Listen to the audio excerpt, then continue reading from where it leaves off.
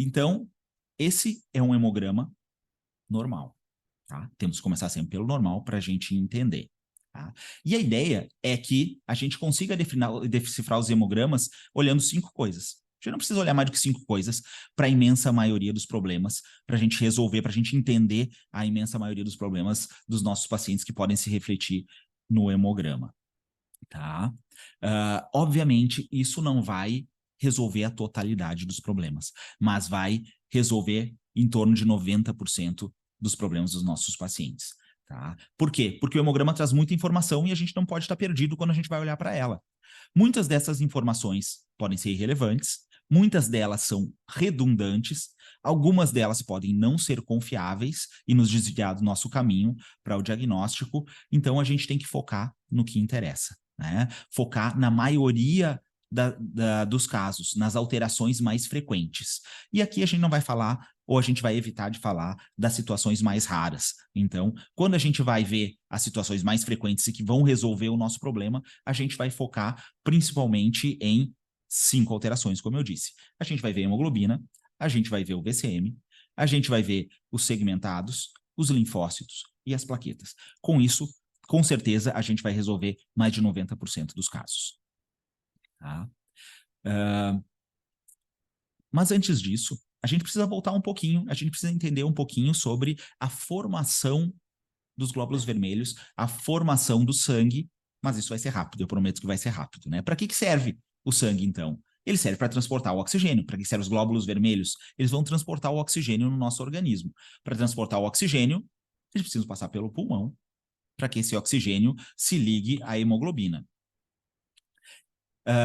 E como a gente vai saber que esse transporte está sendo efetivo? Uma das maneiras da gente saber a quantidade de oxigênio que está sendo transportada é pela sensibilidade que o rim tem para a quantidade, para a tensão de oxigênio que está sendo liberada.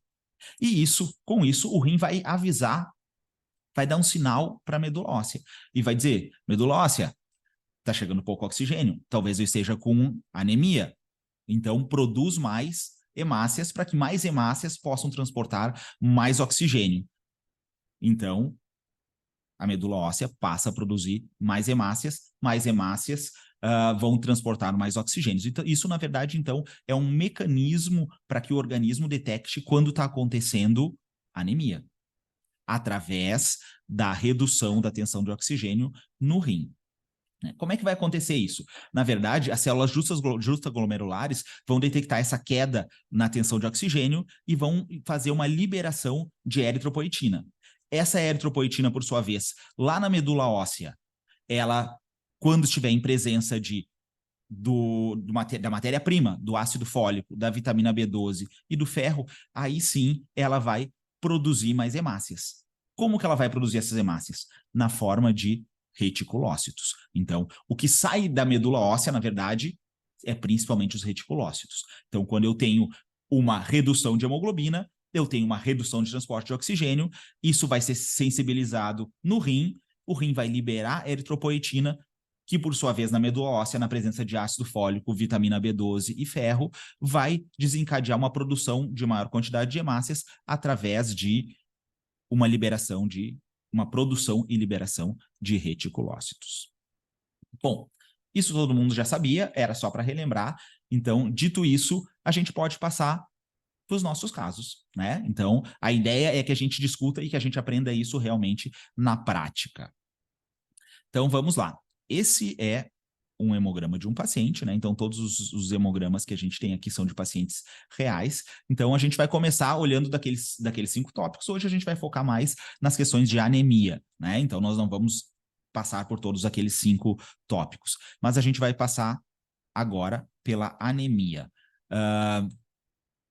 Então, temos uma hemoglobina de 10,7. Então, é um paciente com anemia, correto? Então, temos anemia.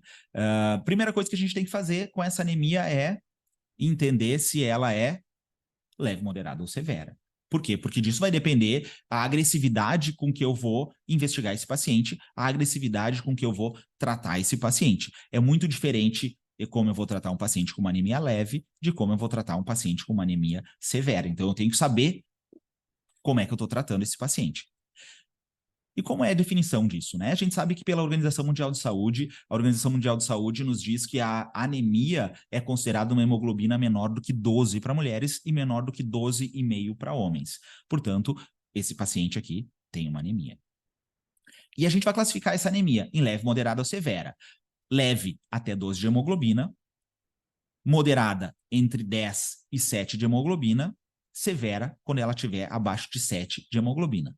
Portanto, a gente está frente aqui a um caso de uma anemia leve. Tá? Depois disso, a gente tem que entender por que essa anemia, que caminho a gente vai seguir para investigar essa anemia. Por que essa anemia está dessa forma? Né? Ela está assim porque o organismo não está produzindo sangue suficiente, ou ele está produzindo e esse sangue, por algum motivo, está sendo destruído, está sendo perdido. Então, para isso que a gente vai usar aquela ideia lá da produção do sangue e da produção de reticulócitos. Por quê? Porque dependendo da quantidade de reticulócitos, eu sei que realmente o organismo está produzindo sangue na quantidade adequada ou não, ou ele está produzindo menos do que ele deveria. Então, transportando para esse caso aqui, temos 10,7 de hemoglobina, então uma anemia leve. Com reticulócitos aqui, a gente tem uma redução de reticulócitos, estão em 1,84. Quando a gente tem uma redução de reticulócitos, então isso significa que esse feedback não está funcionando de forma adequada, que eu não estou produzindo reticulócitos suficientes. Por que eu não estou produzindo reticulócitos suficiente? Porque alguma coisa aqui não está indo bem, né? Portanto, eu tenho uma anemia que eu chamo de hipoproliferativa, uma anemia que está produzindo pouco reticulócito, está produzindo menos reticulócito do que o esperado. Né? Como é que a gente vai saber, mais uma vez, se é uma anemia com diminuição de produção ou não? Através dos reticulócitos. Na verdade, através do índice de reticulocitose, mas a gente vai falar disso um pouco mais à frente, e não agora. Tá? Então, nesse caso, a gente tem uma anemia por redução de produção. E aqui, mais uma vez, então, quando a gente tem uma redução de produção, é porque eu tenho um probleminha nesse ciclo aqui. Então, eu tenho um problema entre o rim e a medula óssea. Seja no rim, seja na medula óssea, seja nos nutrientes que são necessários para a gente fazer essa produção, seja na matéria-prima, né? E aí a gente tem que investigar isso e procurar aonde está acontecendo esse problema. Mas como eu vou procurar isso? Né? Então, a gente tem que organizar o pensamento, a gente tem que ter um método para fazer essa procura.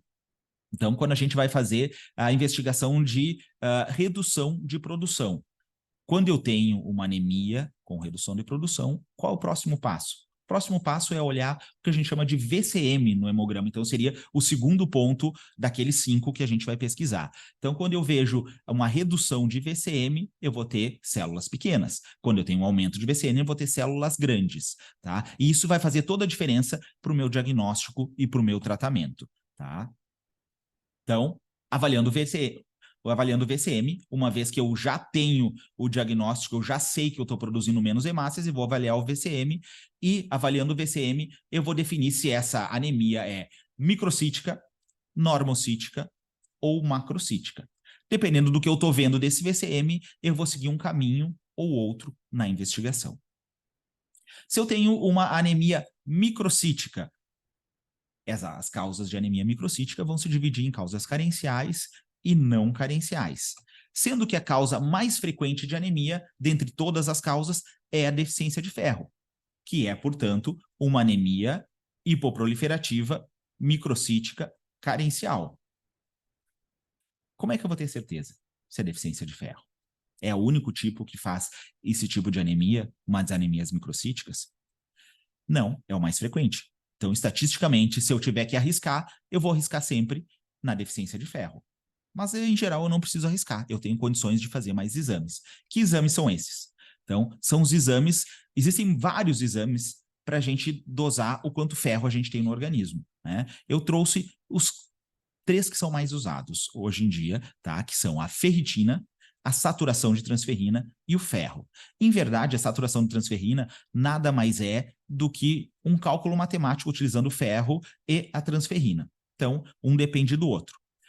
O exame mais sensível, sem sombra de dúvida, é a ferritina. Então, é o melhor exame que a gente tem para usar, é a ferritina. ele consegue detectar anemias, ou melhor, deficiências de ferro, onde os outros exames não conseguem detectar. Os outros exames ainda estão normais algumas vezes e a ferritina já se alterou. Então, ele é o exame melhor para a gente usar. Mas como todo exame que tem uma alta sensibilidade, ele carece de especificidade. O que quer dizer isso? Quer dizer que ele pode se alterar por outros motivos que não sejam o ferro.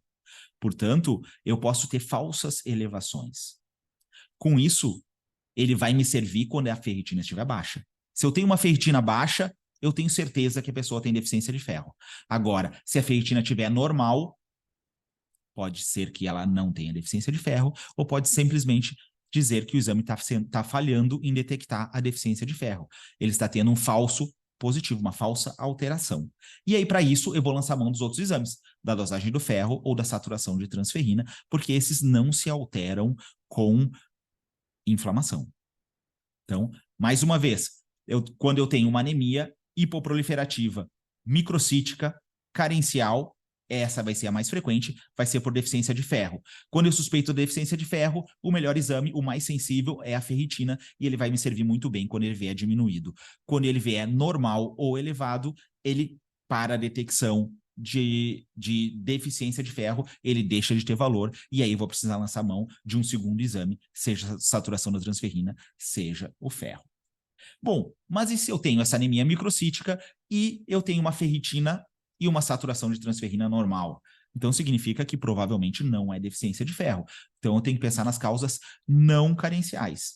Quem são elas? Quem são as causas não carenciais? Anemia por insuficiência renal. Então, se o rim não está funcionando, ele não produz eritropoetina. Sem eritropoetina, eu não tenho o estímulo para a produção da medula óssea. Assim como também anemias de inflamação, anemia de doença crônica também vai ser do mesmo jeito. Então, se eu tenho uma anemia com redução de produção, que é microcítica, mas não tem deficiência de ferro, não tem insuficiência renal, não tem doença inflamatória significativa, provavelmente eu estou falando de uma doença medular, e aí o próximo passo é fazer um exame de biópsia de medula óssea, um mielograma, fazer um estudo da medula, da produção dessas hemácias. Mas se por outro lado, nessa redução de produção, eu tenho uma anemia macrocítica, eu também vou dividir ela em carencial e não carencial. Só que aí, o que vai estar fazendo falta de nutriente não é mais o ferro. O ferro, quando ele está faltando, ele dá uma anemia com hemácias pequenas. Quando eu tenho hemácias grandes, o que pode estar faltando é vitamina B12 ou ácido fólico. Então, eu vou pesquisar vitamina B12 e ácido fólico, são as causas carenciais de anemia macrocítica. Se isso vier normal, eu vou ter que seguir pesquisando em causas não carenciais. E aí, em causas não carenciais, a gente vai ter principalmente o hipotireoidismo. Algumas medicações podem fazer isso, né? Mas se eu não encontrar uma causa, então eu tenho uma anemia macrocítica, ela não é por falta de vitamina B12, não é por falta de ácido fólico, eu tenho a função tireoidiana regulada, não está usando nenhuma medicação que vai interferir e fazer anemia macrocítica, provavelmente eu estou frente a uma doença medular. Então, mais uma vez, eu tenho que referenciar esse paciente para o hematologista ou indicar um exame de biópsia de medula óssea, de mielograma e biópsia de medula óssea para esclarecer isso. É possível que isso seja uma mielodisplasia, por exemplo. Tá? Mas isso vai variar desde mielodisplasias até leucemias. Então, a gente tem que seguir essa investigação para tentar entender.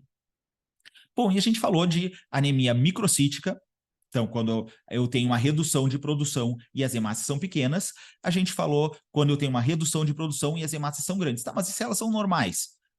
Se elas são normais, a investigação é pelos dois lados. Eu tenho que investigar tanto as causas microcíticas, o motivo da minha anemia pode estar dentre as causas microcíticas, como ela pode estar dentre as causas macrocíticas. Tá? Lembrando que, de qualquer forma, a anemia, o tipo de anemia mais frequente é a deficiência de ferro. Então, mesmo que eu tenha uma anemia normocítica e eu tenho que investigar a macrocítica e a microcítica, eu posso começar pela investigação da microcítica, porque por uma questão estatística, ela é muito mais frequente.